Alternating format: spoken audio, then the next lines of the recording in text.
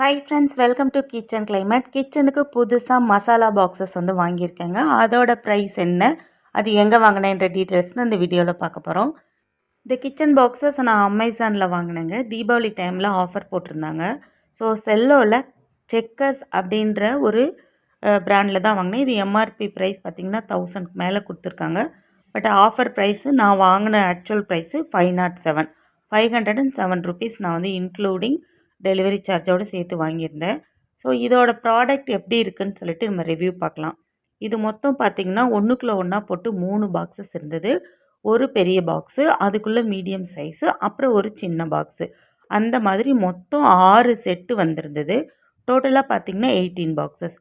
இப்போ இந்த பெரிய பாக்ஸில் நம்ம பருப்பெல்லாம் போட்டுக்கலாம். சின்னதில் சுண்டல் வகை அந்த மாதிரி 1/2 கிலோ ஐட்டம், அப்புறம் குட்டி பாக்ஸில் ஸ்பைசஸ்லாம் போட்டுக்கலாம்.